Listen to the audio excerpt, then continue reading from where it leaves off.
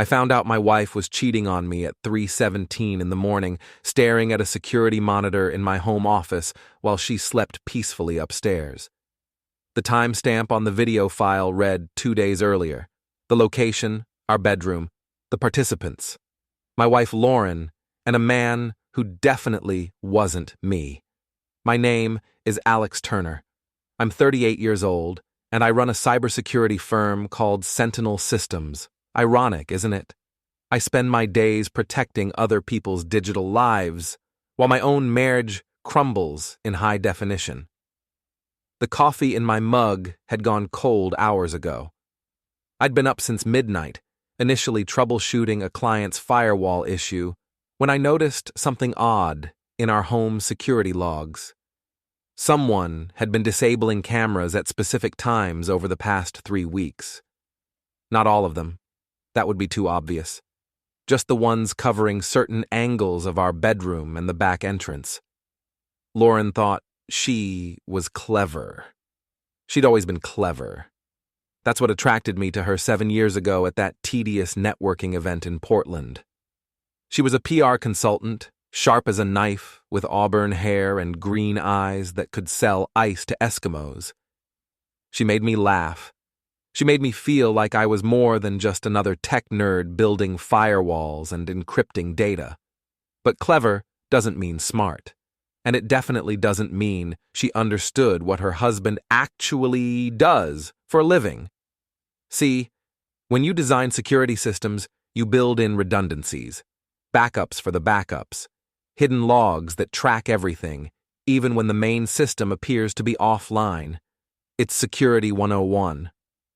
Lauren had disabled the obvious cameras, but she'd never thought to look for the secondary recording system I'd installed when we first moved into this house. I watched the footage again. Lauren, laughing. The man, I'd later identify him as Bryce Halden, a real estate agent she'd mentioned exactly twice in passing, running his hands through her hair. The way she looked at him, the way she used to look at me. My hands were steady as I copied the files to 3 separate encrypted drives. No shaking, no tears, just cold, methodical documentation, timestamps, metadata, chain of custody, everything admissible and authenticated. People always ask me why I didn't confront her immediately, why I didn't storm upstairs and throw her out right then. The answer is simple. Rage is a luxury I couldn't afford. Rage makes you stupid. Rage makes you the bad guy. And I'd already decided that when this was over, I wasn't going to be the villain in anyone's story. I was going to be the ghost she never saw coming. The sun was starting to rise when I heard Lauren's footsteps on the stairs. I minimized the video window and pulled up a client report, my face a mask of professional concentration. "You're up early," she said, leaning against the doorframe. She was wearing my old MIT t-shirt, the one she always claimed was more comfortable than her own, pajamas. Her hair was messy in that calculated way that probably took 15 minutes to achieve. "Client emergency," I said without looking up. "You know how it is." She patted over to the coffee maker in the corner of my office. "You work too hard, Alex. When's the last time we actually spent time together?" The audacity of that question almost broke my composure. Almost. "You're right," I said, finally meeting her eyes. "We should plan something. Maybe this weekend?" Her smile flickered for just a moment. "I have that conference in Boston this weekend, remember? I told you last month." She hadn't told me about any conference. I would have remembered. I remember everything. "Right," I said. "The conference. Well, maybe next weekend then." "Sure, babe." She kissed the top of my head, and I smelled it. Expensive cologne that wasn't mine. Something woody and pretentious. Probably cost $200 a bottle. "I'm gonna shower and head out. Early meeting with a new client." "Drive safe," I called after her. 20 minutes later, I heard her car pull out of the driveway. I waited another 10 minutes just to be sure. then pulled out my phone and called Sam. Sam Rodriguez was my head of IT and the closest thing I had to a best friend. We'd served together in the Army before I started Sentinel Systems. He was the guy you wanted in your corner when everything went sideways. "Boss?" His voice was groggy. "It's not even 7. Someone better be dead or dying." "Neither," I said, "but I need a favor, the surveillance grade kind." There was a pause. Then, "What happened?" "Lauren's having an affair." "Shit." Another pause. "What do you need?" "Everything. Phone records, credit card statements, GPS tracking. I need to know where she goes, who she sees, what she buys. Can you do it?" "Can I do it? Alex, I can tell you what brand of gum she chews and how many times she blinks per minute. But are you sure you want to go down this road?" "I'm already on it," I said. "I just need a better map." "Give me 48 hours, Sam said. "And Alex? I'm sorry, man." "Don't be," I said. "Just be thorough." I spent the next 2 days playing the perfect husband. I asked about her day. I laughed at her jokes. I held her hand during dinner. And every night after she fell asleep, I went down to my office and watched my marriage disintegrate in real time through GPS coordinates and credit card receipts. Bryce Halden lived in a posh apartment downtown, the kind with a doorman and a parking garage that required a key card. Lauren's car had been there 11 times in the past month. The visits averaged 2 to 3 hours, always during the day, always when I was supposed to be at the office. Sam had also pulled Bryce's social media. 32 years old, divorced, drove a BMW he couldn't actually afford based on his tax returns. Yes, Sam had pulled those too. His Instagram was a masterclass in manufactured or success, expensive watches, bottle service at clubs, motivational quotes about crushing your goals and living your best life. He was everything I wasn't. Flashy where I was understated, loud where I was quiet, the kind of guy who probably used the word bro unironically. Lauren had always said she loved that I was different from the typical alpha male types, that I was thoughtful and intelligent and didn't need to prove anything to anyone. Apparently, that had been a lie too. On the 3rd day, I made my first move. Nothing dramatic, nothing that would tip my hand. I simply changed all the passwords on our security system and made sure Lauren couldn't access the admin controls anymore. When she asked about it that evening, I blamed a software update. "It's a new security protocol," I explained over dinner. "Company-wide policy. I can't make exceptions, even for you." "That's annoying," she said, pushing pasta around her plate. "What if I need to check the cameras when you're not home?" "Why would you need to check the cameras?" She looked up sharply. "I don't know. Security? Isn't that the whole point?" "The system will alert both our phones if there's any unusual activity," I said calmly. "You don't need admin access for that." She didn't push it further, but I saw the calculation in her eyes. She was wondering if I suspected something. Good. Let her wonder. That night, I lay awake next to her, listening to her breathe. 7 years of marriage. 7 years of building a life together. The house we'd bought. The business we'd grown. The future we'd planned. All of it was a lie. Or maybe it had been real once. And somewhere along the way, I'd stopped being enough. It didn't matter. What mattered was that Lauren had made a choice, and now I was going to make mine. My phone buzzed with a text from Sam. "Got something interesting. Call me." I slipped out of bed and went downstairs to my office. "What have you got?" I asked when Sam answered. "Lauren's been meeting with a divorce lawyer," Sam said.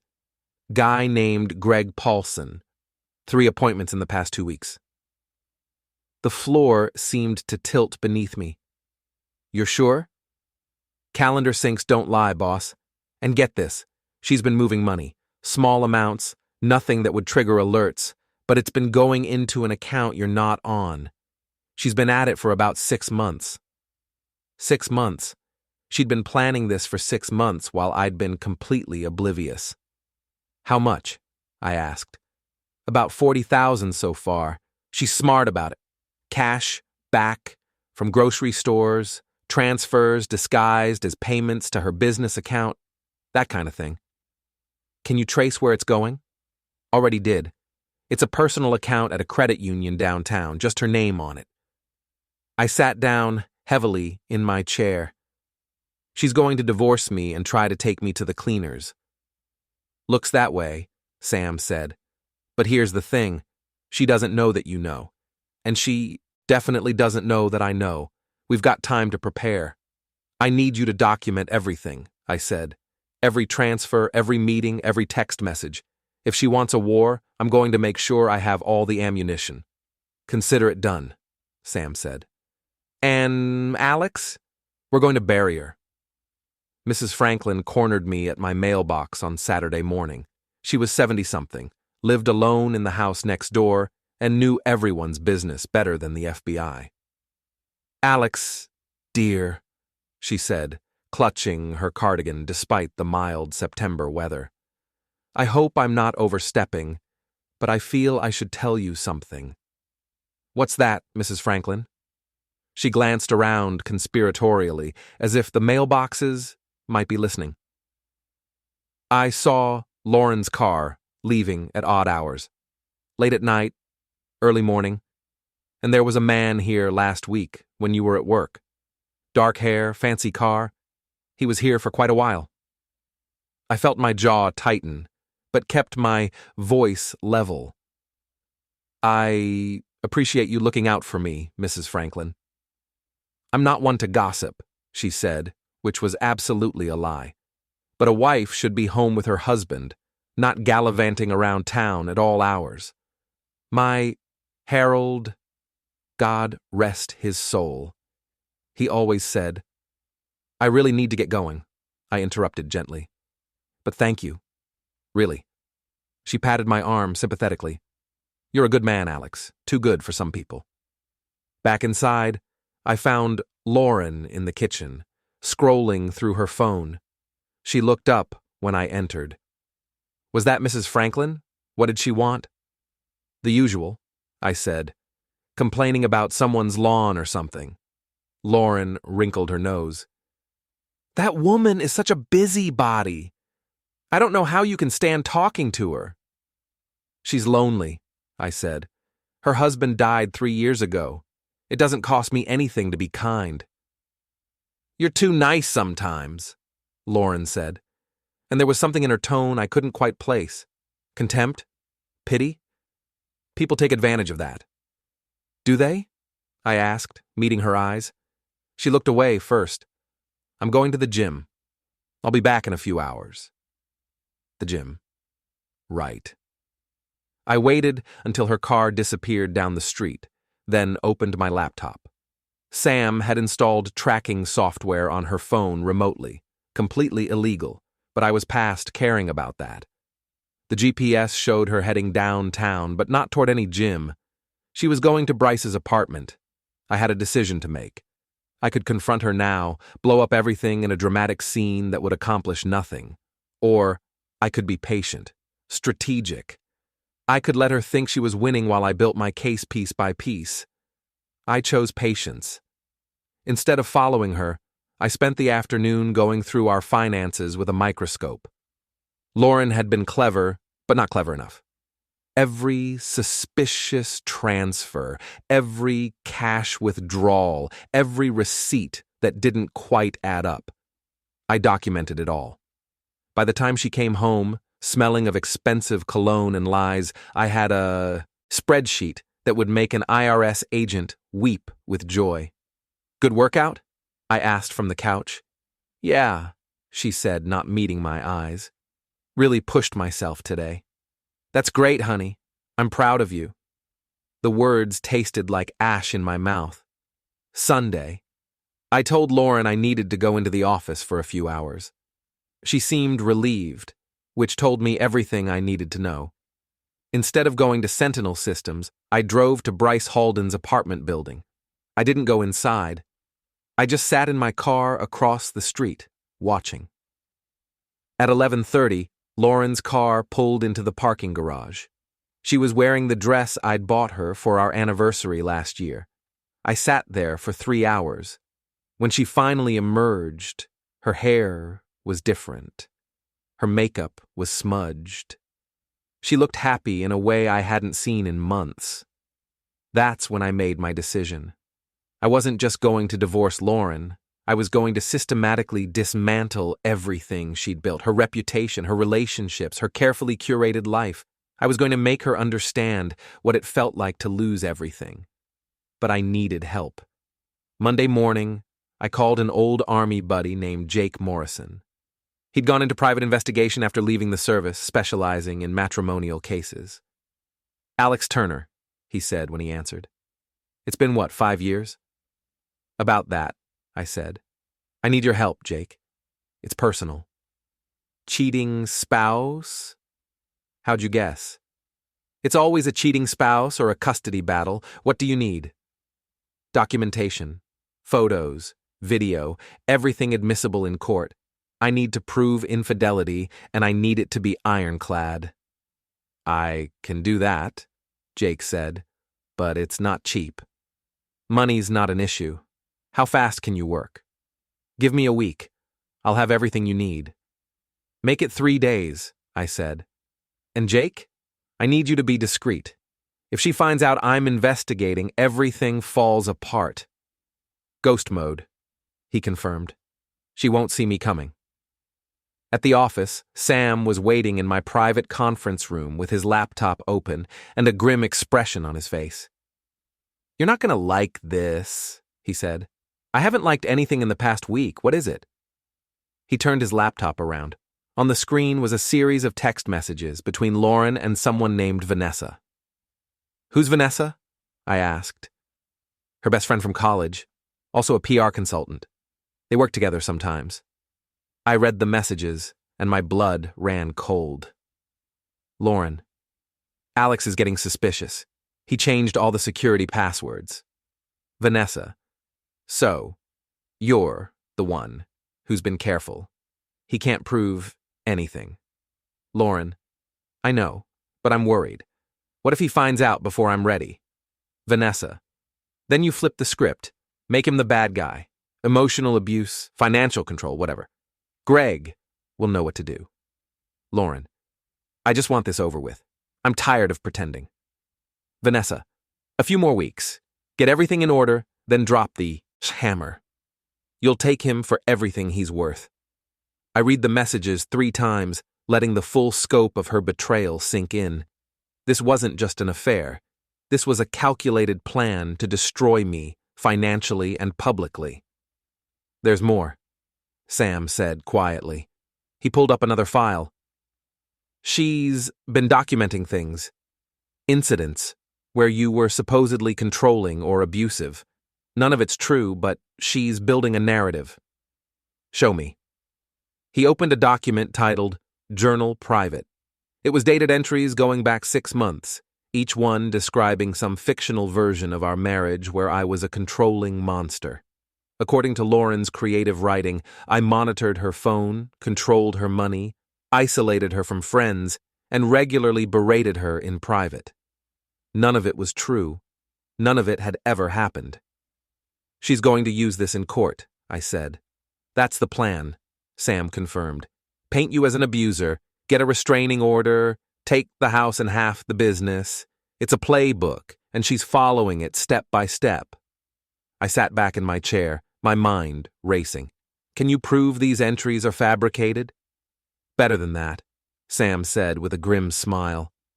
"I can prove when they were created. She backdated them, but the metadata doesn't lie. Every single entry was written in the past 3 weeks, not over the past 6 months like she claims. That's falsifying evidence." "Sure is. And if she tries to submit this in court, her lawyer could be disbarred." I felt something cold and sharp settle in my chest. Not anger anymore. Something colder, more focused. Here's what we're going to do, I said. We're going to let her think she's winning. We're going to let her build her case and file her papers. And then, when she's committed, when she's gone all in on her lies, we're going to bury her. I'm listening, Sam said. Jake Morrison is getting me photo and video evidence of the affair.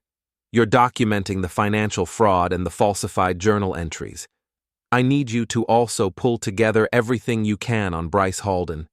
Every skeleton in his closet, every shady deal, every lie he's ever told. If there's dirt, I want it. And Lauren's friend Vanessa? Her too. If she's helping Lauren commit fraud, she's fair game. Sam grinned. Now we're talking. When do we move? Not yet, I said. First, we let them make their move. Then we destroy them. That evening, I came home to find Lauren in an unusually good mood. She'd made dinner, something she rarely did anymore, and had opened a bottle of wine. What's the occasion? I asked. Do I need an occasion to make dinner for my husband? She smiled, but it didn't reach her eyes. We ate in relative silence. I complimented the food. She asked about my day. We played our roles perfectly, two actors in a marriage that had become a stage play. Alex, she said finally, setting down her fork. I've been thinking. We should talk about our future. Here it comes, I thought. What about it? I asked. I just feel like we've been drifting apart lately, like we want different things. Do we? She looked down at her plate. I don't know. Maybe. Don't you ever feel like there should be more? Like we've settled into this routine and forgotten what it's like to actually be excited about life? I'm excited about life, I said carefully. I'm excited about the business growing, about the future we're building. But that's just it, she said. It's always about the business with you. When's the last time we went on a real vacation, or did something spontaneous, or just lived? The irony was suffocating. She was lecturing me about spontaneity while conducting a months-long affair. You're right, I said. I've been too focused on work. We should plan something, a trip maybe. Where would you want to go? She blinked, clearly not expecting agreement. I don't know, somewhere warm, the Caribbean. Let's do it, I said. After your Boston conference. We'll take a week and just disconnect. Really? Really. You're right. We need this. She smiled, and for a moment, she looked like the woman I'd married. Then, the moment passed, and I saw the calculation return to her eyes. She was wondering if this complicated her plans, if she needed to adjust her timeline. That sounds wonderful, she said finally. Let's do it. We wouldn't be taking that trip. We both knew it. But we continued the charade, discussing destinations and activities, playing house while the foundation crumbled beneath us. Later that night, after she'd fallen asleep, I received a text from Jake. Got something. Call me. I slipped out of bed and went to my office. What have you got? I asked. Your wife and her boyfriend are not subtle, Jake said. I've got photos of them at 3 different restaurants, going into his apartment building together, and this is the good part, making out in his car in a parking garage downtown. How clear are the photos? Crystal. I used a telephoto lens. You can see her wedding ring in half of them. Send me everything. Encrypted. Already done. Check your secure email. But Alex, there's something else. What? Bryce Halden is bad news. I did some digging. He's been sued twice by former clients for misrepresentation. He's got a reputation in the real estate community as a guy who'll say anything to close a deal, and he's in debt up to his eyeballs. I'm talking maxed out credit cards, car payments he can barely afford, the whole 9 yards. So, he's a con artist? A successful one, but yeah. And I'd bet money he sees your wife as a meal ticket. She's got money, status, connections. He's probably thinking he can trade up. Does Lauren know about his financial situation? No idea, Jake said. But if she doesn't, she's in for a surprise. I thanked Jake and hung up, then spent the next hour looking through the photos he'd sent. Each one was a knife to the heart, but I forced myself to look at every single image, to memorize them, to let them fuel what came next. Lauren thought she was playing chess while I played checkers. She had no idea I'd already flipped the board. The divorce papers arrived on a Thursday afternoon, delivered by a smug process server who seemed to enjoy his job a little too much. I signed for them calmly, thanked him, and closed the door. Inside, the envelope was exactly what I'd expected. Lauren was asking for the house, half the business, alimony, and a division of all assets. Her lawyer had also filed for a temporary restraining order, claiming I'd been emotionally abusive and controlling. I called Sam immediately. She filed, I said. Already? I thought she'd wait until after her fake conference. Change of plans, apparently. Can you get me everything we've compiled? I need to meet with a lawyer today. On it. Who are you using? Margaret Chen. She handled the incorporation papers for Sentinel. She's sharp. She's also expensive. So is losing everything I've built. Margaret Chen's office was in a renovated brownstone downtown. She was 50-something, with silver hair and the kind of no-nonsense demeanor that made opposing counsel nervous. I'd worked with her on several business matters over the years, and I trusted her completely. Alex, she said, gesturing to a chair across from her desk. I heard about the filing. I'm sorry. Don't be, I said. I'm not. She raised an eyebrow. That's an interesting response. I opened my laptop and pulled up the files Sam had compiled. Before we discuss strategy, you need to see something.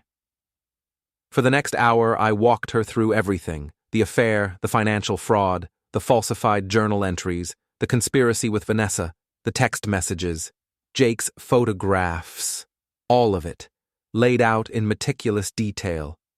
Margaret's expression grew darker with each revelation. This is... She paused, searching for words. This is one of the most comprehensive cases of matrimonial fraud I have seen in 20 years of practice. Can we use it? Can we use it? Alex, this is a nuclear bomb. If we present this evidence properly, Lauren won't just lose the divorce. She could face criminal charges for fraud and perjury. I don't want her in jail, I said. I want her to lose everything she tried to take from me. I want her reputation destroyed. I want everyone who knows her to see exactly who she really is. Margaret studied me for a long moment. You're sure about this? Once we go down this road, there's no coming back. This will be public, ugly. Your private life will be dissected in open court. I'm sure, I said. She made her choice. Now, she gets to live with the consequences. All right then, Margaret said, a small smile playing at her lips. Let's go to war. The preliminary hearing was scheduled for 2 weeks later. In the meantime, I had to move out of my own house, part of the temporary restraining order. I rented a furnished apartment downtown, close to the office, and began the surreal process of living out of a suitcase while my wife occupied the home I'd paid for. Lauren's lawyer, Greg Paulson, was exactly what I'd expected. Expensive suit, perfect hair, and the kind of practiced sympathy that probably played well with judges. He'd made his reputation representing wealthy women in high-profile divorces, and he had a reputation for being ruthless. He had no idea what was coming. The day before the hearing, Sam came to my apartment with a bottle of scotch and a folder full of documents. Last-minute additions, he said. dropping the folder on my coffee table. Kaksh, you're going to love this. What is it? Bryce Halden's employment records. Turns out he's been falsifying his sales numbers. His boss doesn't know it yet, but he's been counting deals as closed that are still pending. It's all going to come crashing down in the next few weeks. How does that help us? It establishes a pattern of fraud and deception, shows that Lauren's boyfriend is a con artist, makes her judgment look even worse. Good work, I said. Anything else? Yeah. Vanessa's been having an affair with a married client, very married, like state senator married. If that comes out, her PR firm is toast. How'd you find that? Sam grinned. I'm very good at my job. The question is, do you want to use it? I thought about it. Vanessa had helped Lauren plan my destruction. She'd coached her on how to lie, how to manipulate, how to steal. She deserved whatever was coming. Hold on to it, I said. We might need leverage later. The courthouse was a stern granite building downtown, all columns and marble and the weight of institutional authority. I arrived early with Margaret, both of us carrying bankers' boxes full of evidence. Lauren was already there with Greg Paulson, sitting on a bench in the hallway. She was wearing a conservative navy suit and minimal makeup, playing the part of the wounded wife. When she saw me, her expression shifted to something between fear and defiance. Alex? Greg said, standing and extending his hand. I didn't take it. I hope we can resolve this civilly. That depends on your definition of civil, Margaret said coolly. Perhaps we could discuss a settlement? Greg suggested. Save everyone the time and expense of a trial. We're not interested in a settlement, Margaret said. We'll see you in the courtroom. Judge Patricia Rowan was in her 60s, with iron gray hair and a reputation for not tolerating nonsense. She'd been on the bench for 30 years and had seen every trick in the book. All right, she said, once we were all seated. This is a preliminary hearing to address the temporary restraining order and temporary support. Mrs. Turner, your attorney filed claiming emotional abuse and financial control. Do you have evidence to support these claims? Greg stood. Yes, Your Honor. We have a journal kept by Mrs. Turner documenting months of abusive behavior, as well as financial records showing that Mr. Turner controlled all aspects of their finances. Mr. Turner's attorney, do you wish to respond? Margaret stood. Yes, Your Honor. We categorically deny these allegations and have substantial evidence that they are fabricated. We also have evidence of infidelity and financial fraud on Mrs. Turner's part. Judge Rowan's eyebrows rose. This is a preliminary hearing, not a trial. But I'm willing to hear brief presentations from both sides. Mr. Paulson, you first. Greg presented Lauren's journal, reading selected entries in a somber voice. According to her fictional account, I was a monster who monitored her every move, criticized her constantly, and made her feel worthless. It was a compelling performance. If I hadn't known it was all lies, I might have believed it myself. Thank you, Mr. Paulson, Judge Rowan said. Ms. Chen, your response? Margaret opened her laptop and connected it to the courtroom's display system. Your Honor, Mrs. Turner's journal is indeed compelling. It's also completely fabricated. If you'll look at the metadata for these documents, you'll see that every entry was created within the past 3 weeks, despite being dated over the past 6 months. She pulled up the technical data, showing creation dates, modification dates, and file properties. It was damning and irrefutable. Greg's face went pale. Lauren leaned over and whispered something urgent to him. Your Honor, Greg said, metadata can be unreliable. It doesn't prove... It proves that your client lied under oath, Margaret interrupted. And that's just the beginning. We also have evidence of financial fraud. She pulled up bank records showing Lauren's systematic transfer of money into her secret account. $40,000 over 6 months, all hidden from me. Your Honor, Greg tried again. Mrs. Turner was simply protecting herself financially from a controlling spouse. By committing fraud? Judge Rowan's voice was sharp. Ms. Chen, do you have more? Yes, Your Honor, we have photographs and video evidence of Mrs. Turner engaging in an extramarital affair. Margaret displayed Jake's photographs on the screen. Lauren and Bryce at restaurants, getting into his car, kissing in the parking garage. Each image was time-stamped and geotagged. The courtroom was silent except for the sound of Lauren's sharp intake of breath. Your Honor, Greg said, his voice strained. My client's personal relationships are not relevant to... They're relevant to her credibility, Margaret said. Mrs. Turner has lied about abuse. She's committed financial fraud. And she's engaged in adultery while claiming to be the victim in this marriage. Everything about her petition is false.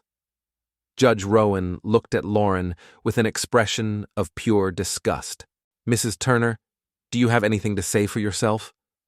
Lauren stood, tears streaming down her face.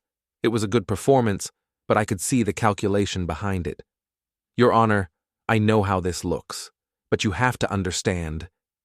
I understand perfectly, Judge Rowan interrupted. You've lied to this court. You've falsified evidence, and you've wasted everyone's time with baseless allegations. The temporary restraining order is dissolved immediately. Mr. Turner, you may return to your home. As for temporary support, I'm inclined to order Mrs. Turner to pay you, given the circumstances. That won't be necessary, Your Honor, I said quietly. I just want my life back. Granted. This case is continued for trial in 90 days. Mr. Paulson, I strongly suggest you advise your client to settle. If this goes to trial and I see any more fabricated evidence, I'll be referring the matter to the district attorney's office. Are we clear? Yes, Your Honor, Greg said weakly. In the hallway afterward, Lauren tried to approach me. Margaret stepped between us. Don't, she said firmly. Any communication goes through me now. Alex, please, Lauren said, her voice breaking. Can we just talk? Alone? No, I said simply. We're done talking, Lauren. We're done with everything. I walked away without looking back, leaving her standing in the courthouse hallway with her lawyer and her lies. That evening, Sam came over to my apartment, my real apartment, not the temporary one, with takeout and beer. You did it, he said, raising his bottle. You actually did it. We did it, I corrected. I couldn't have done this without you. So, what's next? Next, we wait for her to make another move, because she will. People like Lauren don't accept defeat. And when she does, I smiled. Then we finish this. Lauren's next move came 3 days later, though not in the way I expected. Instead of accepting defeat, she went on the offensive in the court of public opinion. She posted on social media a long, emotional screed about being a victim of an abusive marriage, about finding the courage to leave, about how the system was stacked against women. She didn't mention the affair or the fraud or the lies. She painted herself as a survivor and me as a manipulative tech bro who'd use my resources to crush her. Within hours, it had been shared hundreds of times. Her friends rallied around her. Vanessa posted a long comment about supporting survivors. People I'd known for years started looking at me differently. My phone buzzed with a text from Sam. Have you seen this? Yeah, I replied. Let her talk. Rope, meet neck. But it was harder than I'd expected, watching people believe her lies. Watching my reputation get shredded in real time by someone who'd betrayed me in every possible way. Margaret called that evening. Alex, we need to respond to this. She's violating the court's order by discussing the case, publicly. No, I said. Let her keep talking. Every post, every comment, every lie, it's all evidence. When this goes to trial, the judge is going to see that she's not just a liar. She's a manipulator who tried to destroy me publicly after her lies fell apart in court. You're sure? I'm sure. Trust me. What I didn't tell Margaret was that Sam had already archived every post, every comment, every share. We were building a second case, not for court, but for the final confrontation I knew was coming. A week later, I ran into Vanessa at a coffee shop downtown. She was with another woman I didn't recognize, both of them dressed in expensive athleisure and carrying yoga mats. "Alex," Vanessa said, her voice dripping with false sympathy. "I'm so sorry about everything that's happening." "Are you?" I asked. "Of course. Lauren's been through so much. I'm glad she finally had the courage to leave." The woman with her nodded supportively, giving me a look that said she'd already decided I was a monster. "Interesting," I said. "Tell me, Vanessa, does your state senator friend know you're so concerned about Lauren's well-being? Or is he too busy trying to keep his own marriage together?" The color drained from her face. "I don't know what you're talking about." "Don't you?" I smiled. "Funny thing about secrets. They're a lot harder to keep than people think." I walked away, leaving her standing there with her mouth open. That evening, Vanessa called Lauren. I know because Sam had never stopped monitoring Lauren's phone. The conversation was panicked, angry, and extremely informative. "He knows," Vanessa said. "What about me and Richard? How does he know?" "I don't know," Lauren said. "But this is bad. If it gets out, your firm is done. And Richard will throw you under the bus so fast." "I know that. God, Lauren, this is all falling apart. Maybe you should just settle. Take what you can get and move on." "No," Lauren said firmly. "I'm not giving up. Alex is bluffing. He's always bluffing. He doesn't have the guts to actually destroy anyone." Sam played me the recording the next day. "She really doesn't know you at all, does she?" he said. "No," I agreed. "She doesn't." But Bryce was starting to figure it out. Jake had continued surveillance, and he reported that Bryce and Lauren were fighting more frequently. The relationship was showing cracks under pressure. "He's getting nervous," Jake told me over the phone. "He didn't sign up for this level of drama. I think he's looking for an exit." "Can you help him find one?" I asked. "What did you have in mind?" "Anonymous tip to his boss about the falsified sales records. Let nature take its course." "Consider it done." 3 days later, Bryce was fired. Jake sent me a photo of him leaving his office building with a box of personal items, his face a mask of shock and anger. That night, he showed up at my house, the house where Lauren was still living, despite the restraining order being lifted. I wasn't there, but my security cameras caught everything. "This is your fault," Bryce shouted at Lauren in the driveway. "Your psycho husband destroyed my career." "Alex didn't do anything," Lauren said, but her voice was uncertain. "How could he have known about—" "He knows everything. He's been playing us this whole time, and I'm done. I'm not going down with you." "You can't just leave. Watch me." He got in his BMW and drove away. Lauren stood in the driveway for a long time after he left, and even through the grainy security footage I could see her shoulders shaking. I should have felt satisfaction. Instead, I just felt tired. The next morning, Lauren called me directly, ignoring Margaret's instruction that all communication go through lawyers. "Alex," she said when I answered, "we need to talk. We have nothing to talk about. Please, can we meet? Somewhere public, I'll buy you coffee." Against my better judgment, I agreed. We met at a cafe near the courthouse, sitting at a table by the window where everyone could see us. She looked terrible. Her hair wasn't styled. Her makeup was minimal. She was wearing jeans and a sweater instead of her usual polished outfits. "Thank you for meeting me," she said. "What do you want, Lauren?" "I want to apologize." I laughed. I couldn't help it. "You want to apologize? For which part? The affair? The fraud? the lies, the attempt to destroy my reputation. All of it, she said quietly. I know you won't believe me, but I'm sorry. I made terrible choices. I hurt you, and I'm sorry. Why now? I asked. Why apologize, now, after everything? Because I lost, she said simply. I lost Bryce. I'm losing my friends. I'm going to lose the divorce. And I finally realized that I threw away something real for something that was never going to last. You're right, I said. I don't believe you. You're not sorry you did it. You're sorry you got caught. Maybe, she admitted. But does it matter? Can't we just end this, settle the divorce, and move on? What are you proposing? I'll sign whatever you want. No alimony, no claim on the business. I'll take my personal items and my car, and we'll split everything else 50-50. Clean break. I studied her face, looking for the angle. There was always an angle with Lauren. Why? I asked. What's the catch? No catch. I just want this over. I'm tired, Alex. I'm tired of fighting. I'm tired of lawyers and courts and lies. I just want to move on with my life. I'll think about it, I said. I'll talk to Margaret. Thank you, she said. And Alex, for what it's worth, I did love you.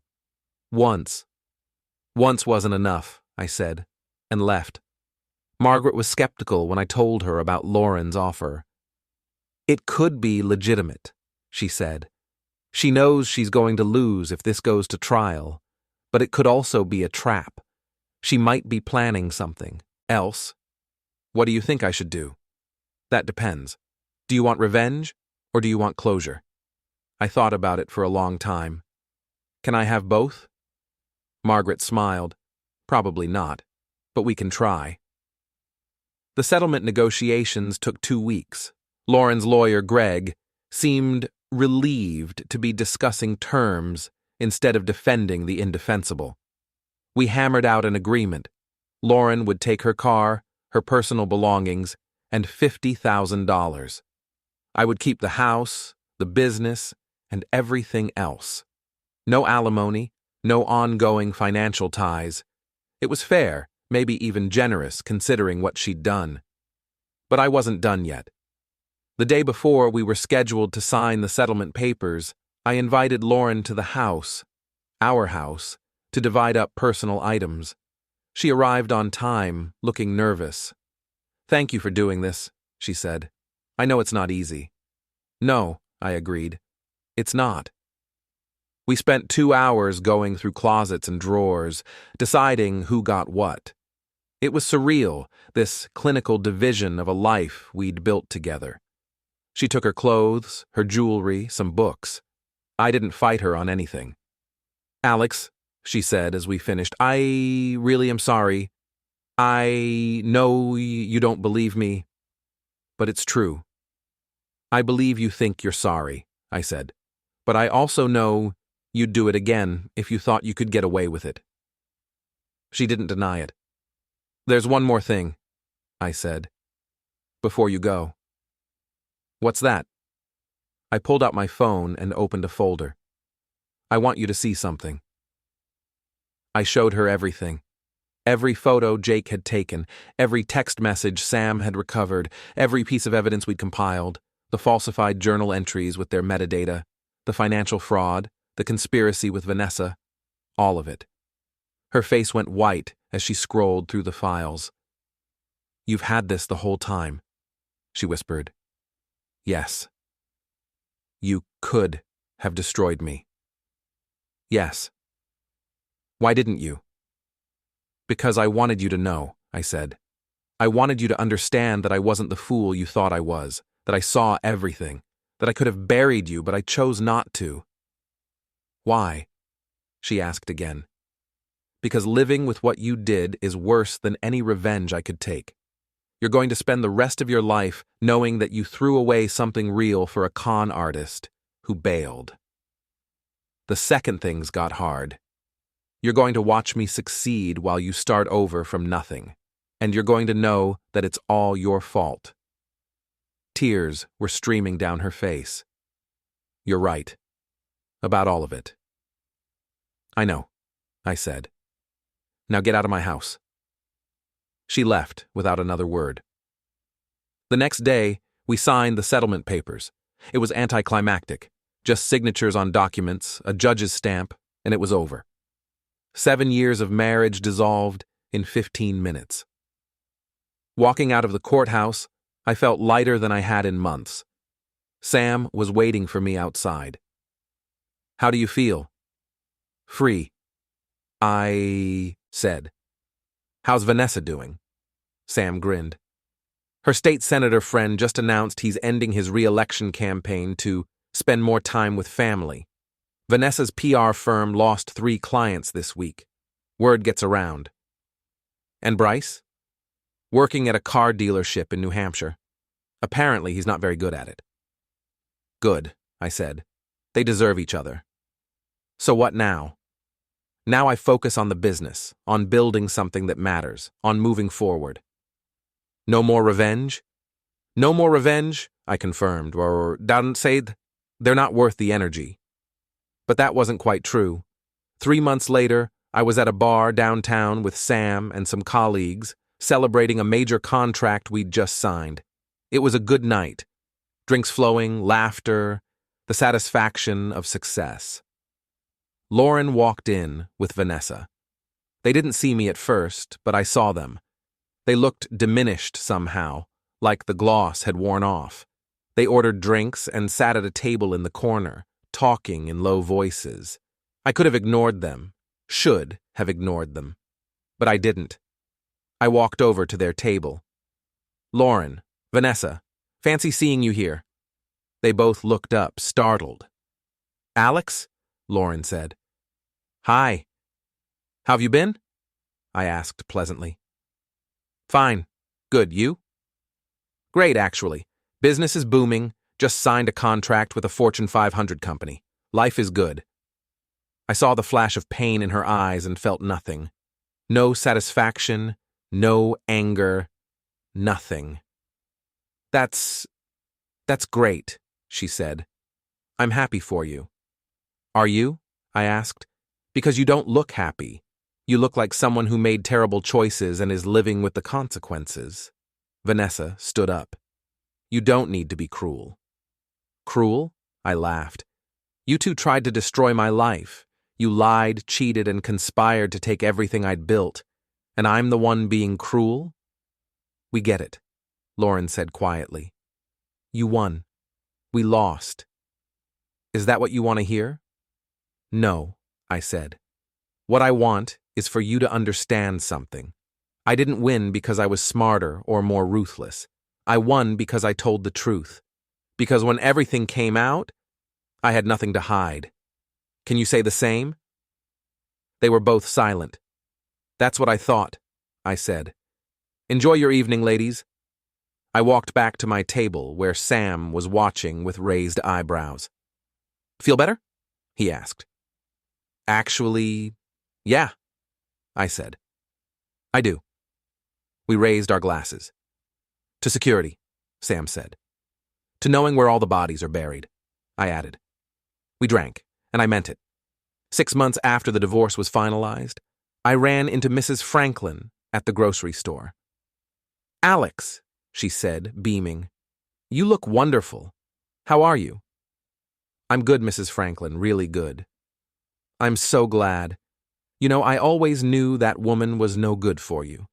A wife should support her husband, not tear him down." "You were right," I said. "Thank you for looking out for me." "That's what neighbors do," she said. "Have you heard?" She moved away. Left town entirely. Good riddance, I say. I hadn't heard, but I wasn't surprised. Lauren's life here had become untenable. Everyone knew what she'd done. Her reputation was destroyed. Starting over somewhere else was probably her only option. I hope she finds what she's looking for, I said, and meant it. "You're too kind," Mrs. Franklin said, "but that's why you'll do well. Good people always do." I wasn't sure I believed that, but I appreciated the sentiment. That evening, I sat in my home office, the same office where I'd first discovered Lauren's betrayal, and looked at the security monitors. The house was quiet, peaceful, mine. I'd won. Not because I'd destroyed Lauren, though I could have. Not because I'd taken revenge, though I'd had opportunities. I'd won because I'd refused to let her betrayal define me. Because I'd taken the high road when it mattered, and the low road only when necessary. I'd won because I'd played the long game, and she'd only seen the next move. My phone buzzed. A text from Sam. "Drinks tomorrow? New client wants to meet." "Sure," I replied. "Usual place?" "You got it, boss." I set down my phone and looked around my office. The security monitors showed an empty house. No secrets, no lies, no hidden cameras recording betrayals, just space, just possibility, just a future that was entirely mine to build. Lauren had tried to take everything from me. My home, my business, my reputation, my dignity. She'd failed. And in failing, she'd taught me the most important lesson of all. The best revenge isn't destruction. It's not even exposure. The best revenge is living well. I turned off the monitors and went upstairs. Tomorrow I'd go to work. I'd build my business. I'd have drinks with Sam. I'd live my life. And Lauren? Lauren would be somewhere else, starting over, living with the consequences of her choices. That was enough. That was more than enough. That was everything.